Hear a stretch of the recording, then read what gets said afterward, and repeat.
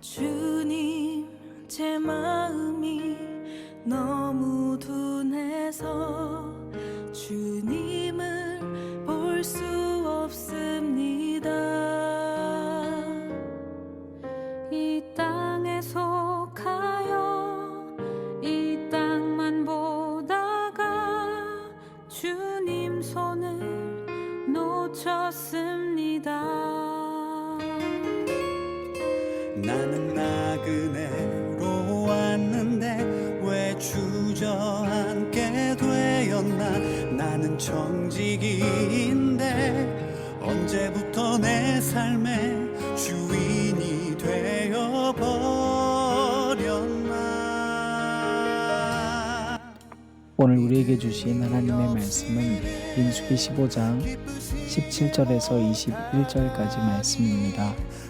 여호와께서 모세에게 말씀하여 이르시되 이스라엘 자손에게 말하여 이르라. 너희는 내가 인도하는 땅에 들어가거든 그 땅의 양식을 먹을 때에 여호와께 거제를 드리되 너희의 처음 익은 곡식가루 떡을 거제로 타작마당에 거제같이 들어드리라. 너희의 처음 익은 곡식가루 떡을 대대에 여호와께 거제로 드릴지니라. 아멘.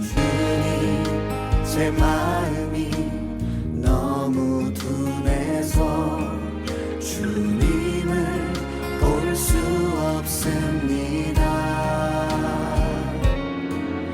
이 땅에 속하여 이 땅만 보다가 주님 손을 놓쳤습니다. 나는 나그네로 왔는데 왜 주저앉게 되었나. 나는 정직인데 언제부터 내 삶의 주인이 되어버렸나. 믿음이 없이는 기쁘시게 못하나니 고된 수고도 다 헛될 뿐이라. 믿음이 없어서 무너진 삶의 모든 자리에 다시 주님을 기다립니다. 믿음이 없이는 기쁘시게 못하나니 주를 찾는 자 반드시 만나리. 믿음이 없어서 무너진 삶의 모든 자리에 다시 주님을 기다립니다. 다시 주님을 기다립니다. 다시 주님을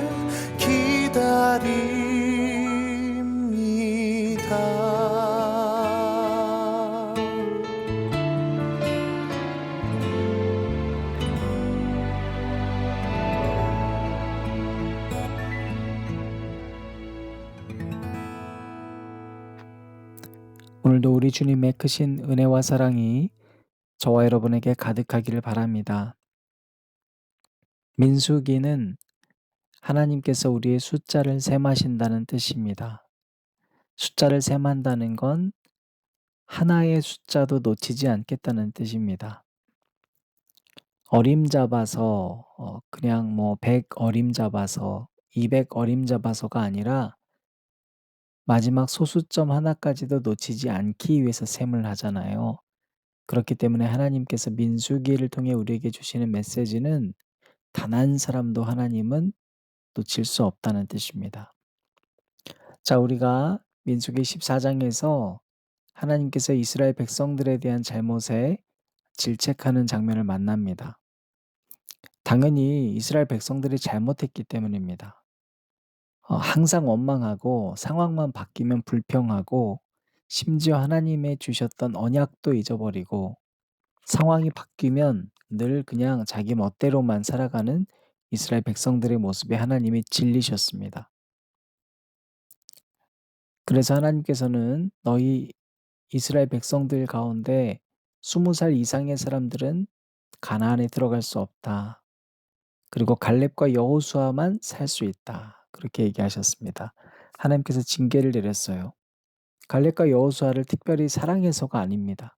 갈렙과 여호수아는 눈앞에 보이는 상황을 믿지 않았습니다. 그 상황을 허락하시고 보여주신 이 너머에 계시는 하나님을 믿었습니다.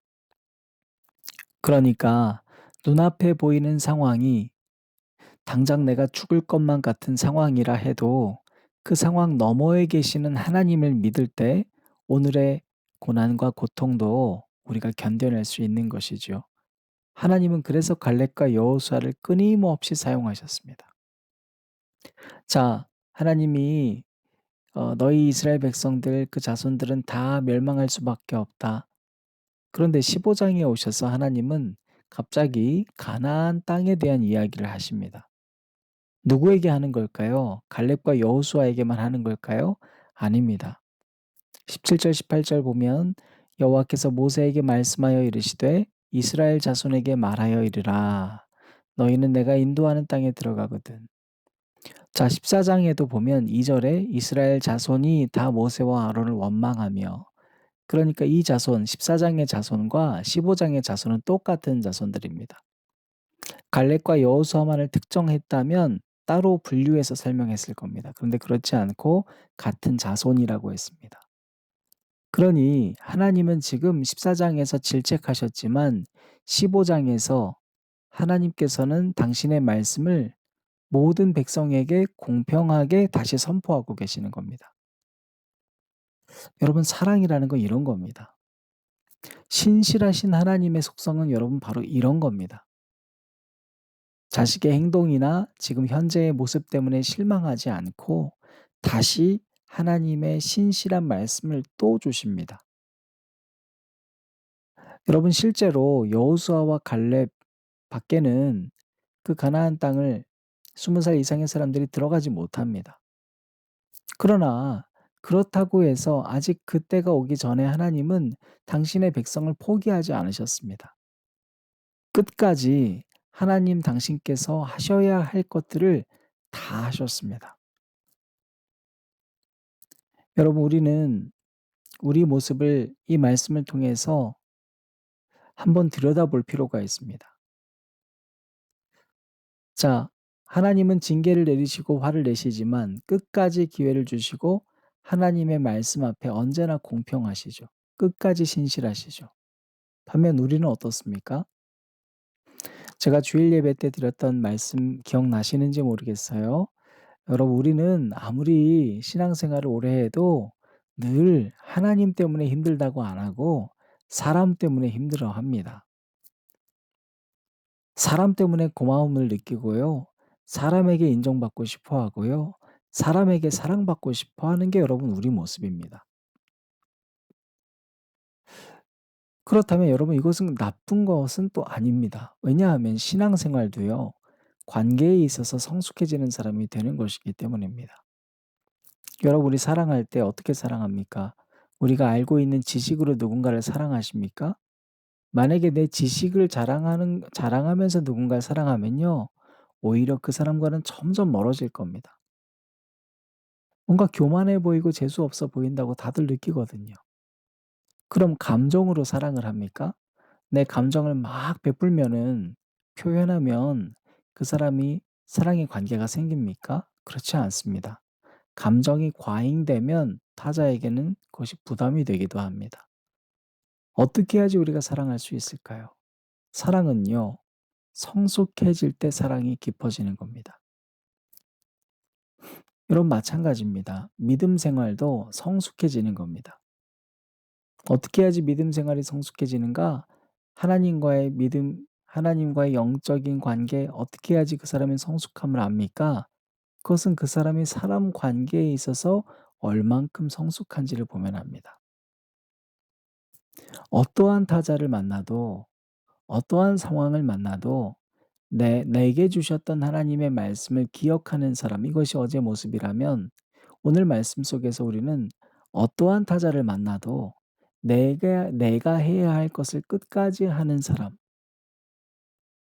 여러분 그것이 사랑이잖아요. 그 사람이 나에게 하는 모습과는 상관없이 내가 해야 되는 사랑에 있어서는 끝까지 하는 것.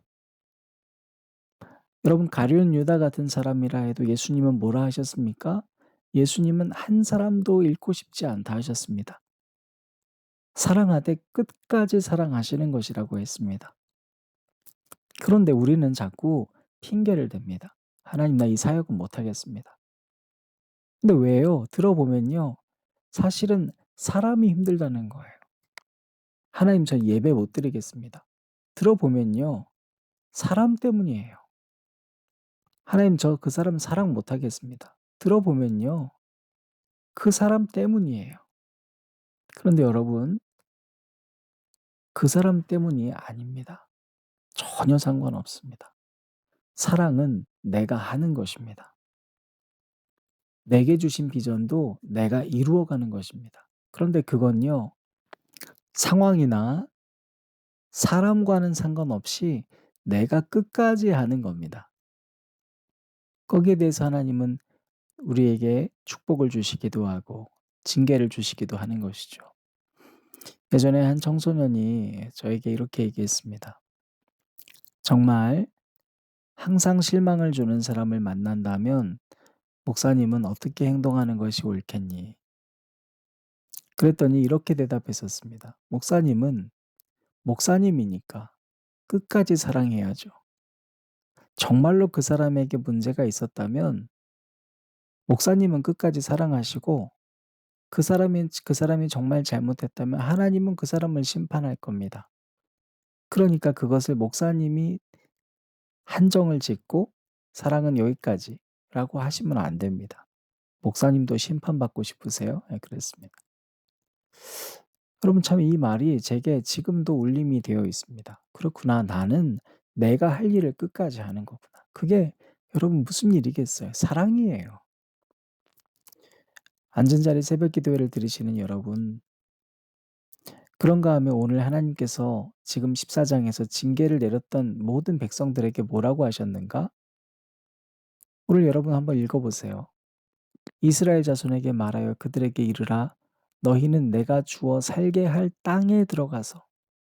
자, 14장에서 이미 하나님이 징계를 선포하셨지만 15장에 와서 하나님은 뭐라고 말씀하세요? 내가 너희에게 주어서 살게 할 그 땅에 들어가서 해야 될 일, 그걸 설명하고 계십니다.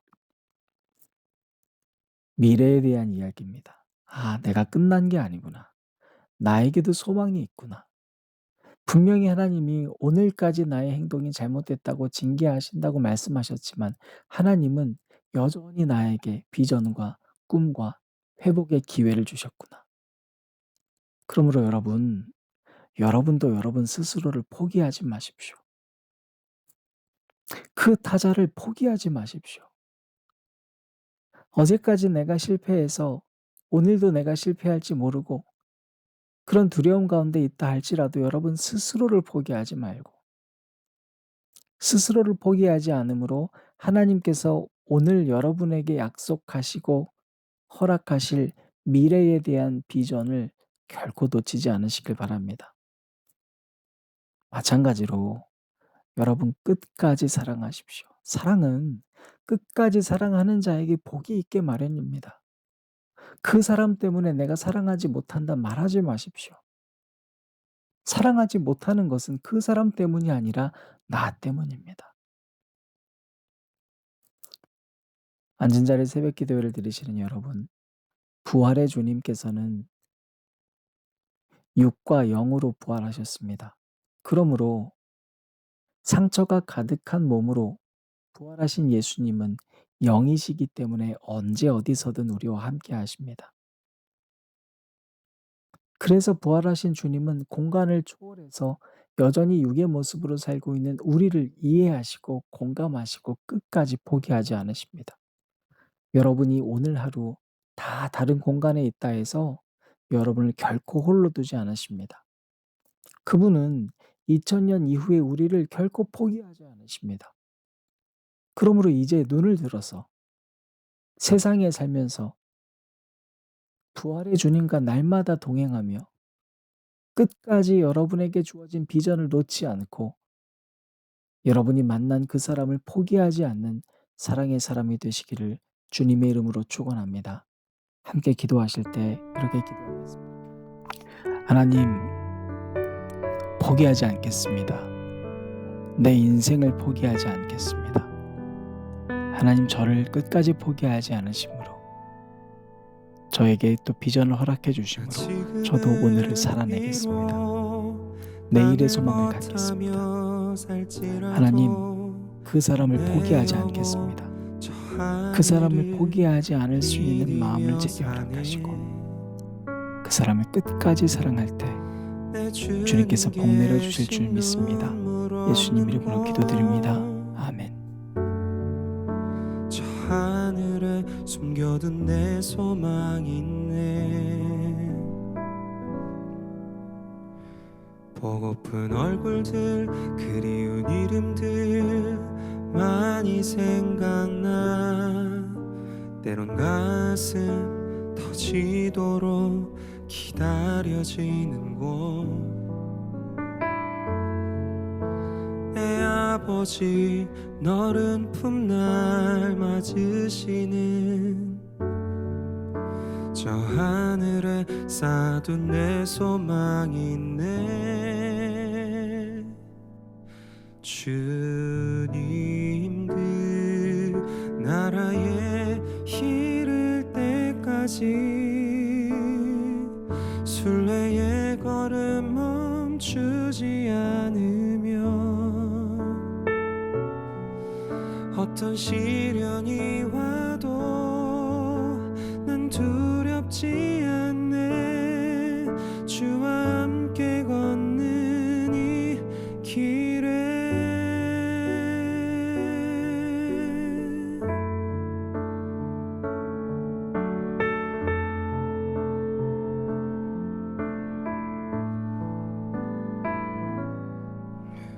나 지금은 비록 땅을 버타며 살지라도 내 영혼 저 하늘을 디디며 사네.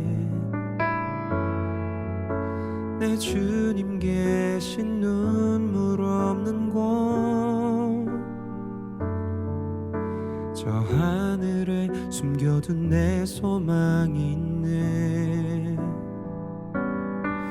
보고픈 얼굴들, 그리운 이름들 많이 생각나. 때론 가슴 터지도록 기다려지는 곳. 내 아버지 너른 품날 맞으시는 저 하늘에 쌓아둔 내 소망이 있네. 주님 그 나라에 이를 때까지 순례의 걸음 멈추지 않으며